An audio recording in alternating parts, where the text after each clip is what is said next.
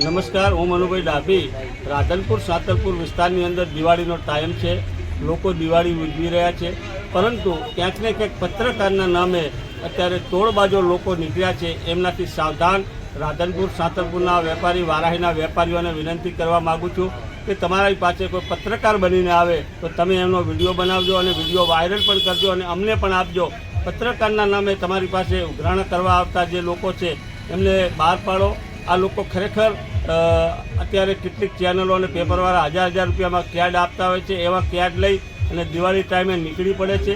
તો આવા પત્રકારોથી સાવધાન. તમે પણ ઓળખો છો કે રાધનપુર સાતલપુરની અંદર દરેક મિટિંગોની અંદર અને કયા પત્રકારો કામ કરે છે તમે બધાથી વાકેફ છો. પરંતુ નવા જે મેના મામાગત દિવાળી ટાઈમે ફૂટી નીકળે છે એવા પત્રકારોથી સાવધાન. અત્યારે દારૂખાનાનો કોઈ વેપાર કરતો હોય, મીઠાઈનો વેપાર કરતો હોય, એમની પાસે જઈને અમે પત્રકાર છીએ ક્યાડ બતાવી અને કાંક ને કાંક માગણીઓ ખોટી કરતા હોય છે. આવા કોઈ લોકોને પૈસા આપશો નહીં.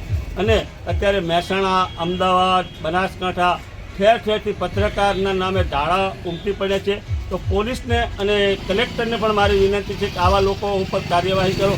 જ્યારે નવરાત્રિમાં તમે છુપી પોલીસ ગોઠવીને આવા લોકોને પકડો છો, તો અત્યારે પણ આવા લોકોને છુપી પોલીસ ગોઠવીને પકડવા જોઈએ. અને કોક તો અમે મોટી ચેનલના પત્રકારો છીએ, જિલ્લાના પત્રકારો છીએ. પત્રકારો હોય તો પત્રકારી સમાજનું દર્પણ છે. સમાજને સારું પીરસવું પડે. કાંઈ આવા તોડ કરવા ના નીકળાય. તમે વિડીયો બનાવી અને પૈસા ઉઘરાવા નીકળો છો, આ બહુ વ્યાજબી વાત નથી. પત્રકારોને એ સમાજનો દર્પણ છે. સમાજને સારું પીરસવું જોઈએ. અત્યારે તમે પત્રકાર ગમે તે ચેનલના હોય કે ગમે તે ક્ષેત્રના હોય, પરંતુ લોકોને તહેવારમાં મદદ કરવાની હોય, હેરાન ના કરવાના હોય. ઘણા લોકો પત્રકારના નામે વેપારીઓને હેરાન કરી રહ્યા છે.